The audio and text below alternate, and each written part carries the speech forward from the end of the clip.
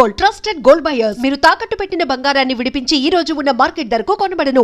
అంటే మీకు ఈ స్ట్రగులింగ్ టైంలో కానీ అంటే వరుసగా ఫెయిల్యూర్స్ వస్తున్నప్పుడు ఏ సినిమా అంటే ఫస్ట్ కథ విన్నప్పుడు బాగానే ఉంటుంది, కానీ స్క్రీన్ మీదకి వచ్చేసరికి అది డిఫరెంట్గా మారిపోతుంది.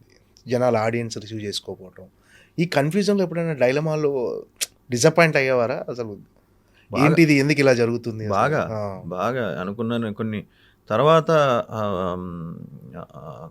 బిఫోర్ కోవిడ్ కూడా కొన్ని ఫిల్మ్స్కి నా శశి సినిమాకి మంచి ఓపెనింగ్ వచ్చింది. సినిమా డిసప్పాయింట్ చేసింది, బట్ ఓపెనింగ్ మంచి ఓపెనింగ్ వచ్చింది. ఆ సాంగ్ వల్ల లేకపోతే దాని సాంగ్ వల్ల దానికి మంచి ఓపెనింగ్స్ పడాయి సినిమాకి. కోవిడ్ తర్వాత సిచ్యువేషన్ కొంచెం టఫ్ అయింది. ఎందుకంటే కోవిడ్ తర్వాత అందరికీ టఫ్ అయింది, నాకే కాదు. థియేట్రికల్ అనేది చాలా టఫ్ అయిపోయింది. బట్ ఇప్పటికీ థియేటర్కి వస్తున్నారు జనం, చూస్తున్నారు, ఎంజాయ్ చేస్తున్నారు, ఇంట్రెస్ట్ క్రియేట్ చేయాలి. సో ఆ టైంలో బాగా ఫీల్ అయ్యాను. ఇంకా ఇంకా ఇంకా మన కష్టమేమో అనుకుంటూ ఉంటే సడన్గా ఏదైనా మంచి సినిమా వచ్చేది, మళ్ళీ ఒక చిన్న హోప్ వచ్చేది, ఓకే ఈ సినిమాతో కొట్టచ్చు అని, సరే అని. సో నా ఫీలింగ్ ఏంటంటే మనకు ఆపర్చునిటీస్ వస్తాయండి ఏదో రకంగా, but we should never give up. మనం గివ్ అప్ ఇచ్చామంటే కష్టం. ఎందుకంటే డాడీకి ఇప్పుడు is very busy as a character artist. ఎన్ని సినిమాలు అన్నీ ఈ లాస్ట్ 2 years నుంచి చాలా బిజీగా ఉన్నారు. ఆయనకి మధ్యలో కొంచెం ఆయన కూడా చిన్న ఇదైంది, కానీ ఇప్పుడు is no looking back. Is every year is doing 10 films 12 films. So ఆయనకి చాలా బ్రేక్ వచ్చింది, ఆయనకి చాలా సినిమాలు వస్తున్నాయి. సో బాబాయ్కి కూడా లేట్గా వచ్చింది. బాబాయ్కి అరౌండ్ 40 years 42 yearsకి బ్రేక్ వచ్చింది. ఓకే, మా రేవి బాబాయ్కి కన్నడలో ఇప్పుడు most biggest villain. So maybe నాకు కూడా కొంచెం ఇంకా లేట్గానే వస్తుంది అనుకుంటా. ఓకే. అంటే ఒక టైంలో అంటే ఏ కథలు విన్నా కన్ఫ్యూజ్ అయ్యే వల్ల అసలు జనాలు ఏ కథలు చూస్తున్నారు, ఎలాంటి కథలు రిసీవ్ చేసుకుంటున్నారు అనే కన్ఫ్యూజన్ ఉండేది అసలు. అంటే మీరు విన్నప్పుడు బాగానే ఉంటుంది, స్క్రీన్ మీదకి వెళ్ళేసరికి డిఫరెంట్ అయిపోతుంది అంత సినిమా. లేదండి, అంటే నేను అదే చెప్తున్నాను కదా, సినిమా నేను చేసిన కథలు మీరు ఒకసారి వెళ్ళి చూడండి. నేను చాలామంది వచ్చి మీ టాప్ గేర్ చూసామండి అమెజాన్లో బాగుంది సినిమా అంటారు, మీ క్రేజీ ఫెలో చూసామండి బాగుంది అన్నారు. అరే బాగుందా, మరి థియేటర్లో ఎందుకు చూడలే అని అనుకున్నామండి. అంటే దీనికి మించి ఏదో ఒకటి ఉండాలి థియేటర్కి రావాలంటే. అంటే బిఫోర్ నుంచే ఒక హైప్ క్రియేట్ అవ్వాలి, ఆ సినిమా ఇది థియేటర్లో ఎక్స్పీరియన్స్ చేయాలని రావాలి, జనాల్ని ఓపెనింగ్స్ తీసుకురావాలి, దానికి సంథింగ్ ఎక్స్ ఫ్యాక్టర్ యాడ్ అవ్వాలి, ఏదో ఒకటి యాడ్ అయ్యి ఏదో ఒక ఎనర్జీ యాడ్ అయ్యి దాన్ని లాగాలి. దానివల్ల కన్ఫ్యూజ్ అయ్యాను. నేను కన్ఫ్యూజ్ అవ్వలేదని చెప్పలేదు, అయ్యాను. కంటెంట్ డ్రివెన్ ఫిల్మ్సే చేశాను, కమర్షియల్ వదిలేశాను నేను. యాక్చువల్లీ మీరు చూస్తే నేను కమర్షియల్ ఫిల్మ్స్ అసలు చేయడం మానేశాను. చాలా రోజుల నుంచి నేను కంటెంట్ డ్రివెన్ ఫిల్మ్సే చేస్తున్నాను. నా స్ట్రెంతే సాంగ్స్, డ్యాన్సులు, ఎంటర్టైన్మెంట్. నేను డ్యాన్సులు సాంగ్స్ కూడా లేదు, కంప్లీట్ కంటెంట్ డ్రివెన్ ఫిల్మ్సే చేస్తున్నాను. సో దానివల్ల ఓటీటీలో అవి పే చేసాయి, కంటెంట్ డ్రివెన్ ఫిల్మ్స్ అన్నీ బాగా చూశారు. బట్ థియేటర్లో మిస్ అయినాయి.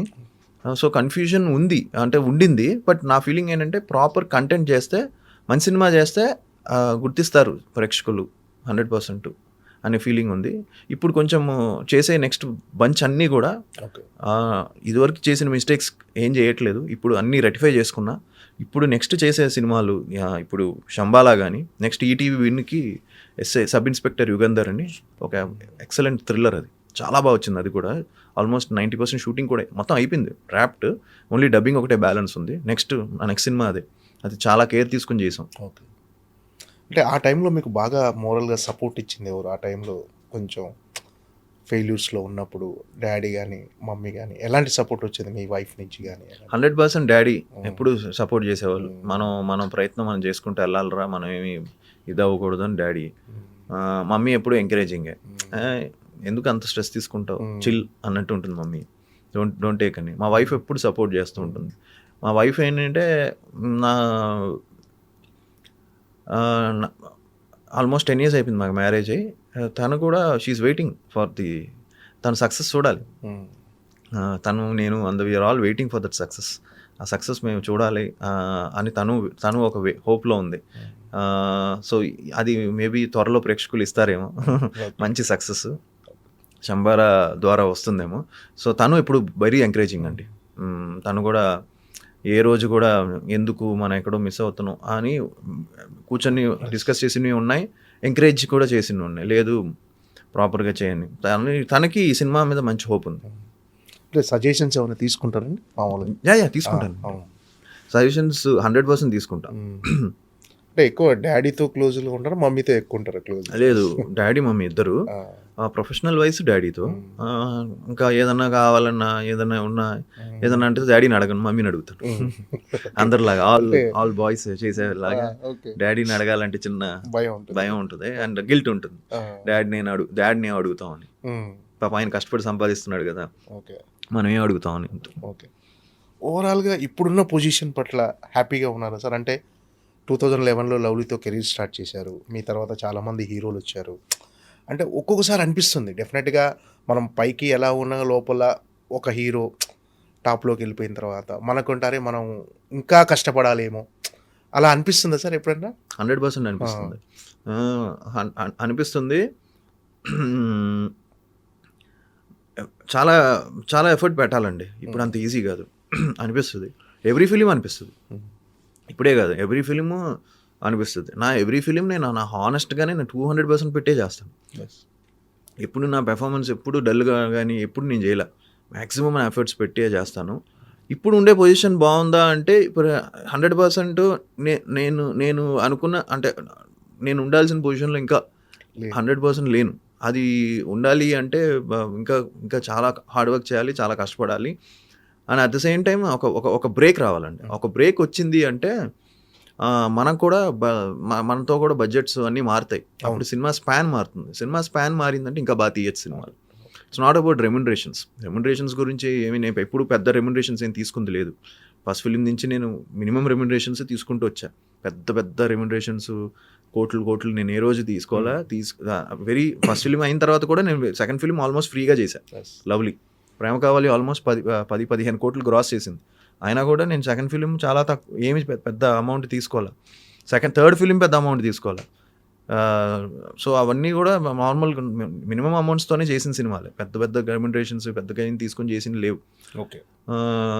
బట్ దాన్ని ఏమంటామంటే ఒక బ్రేక్ పడితే నా ఫీలింగ్ ఏంటంటే ఒక హిట్ పడితే సినిమా స్పాన్ కొంచెం పెద్దగా చేయాలి, కొంచెం ఇంకా బాగా చెప్పచ్చు. అంటే కథని కథలా చెప్పచ్చు, కొంచెం గ్రాండ్గా చెప్పచ్చు. ఆ గ్రాండియర్ మిస్ అయినా అంటే చాలామంది ప్రొడక్షన్ వాల్యూస్ కొంచెం తక్కువ ఉన్నాయి, ఇలాంటివి మెసేజెస్ చూసా.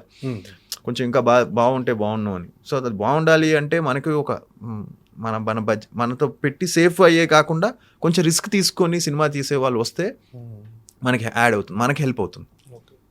అంటే మీ రిజర్వ్స్ మోర్ అయినా కూడా అంటే చాలా సంవత్సరాల నుంచి కష్టపడుతున్నారు, అది యాజ్ యాక్టర్గా ఎప్పుడు ఫెయిల్ అవ్వలేదు.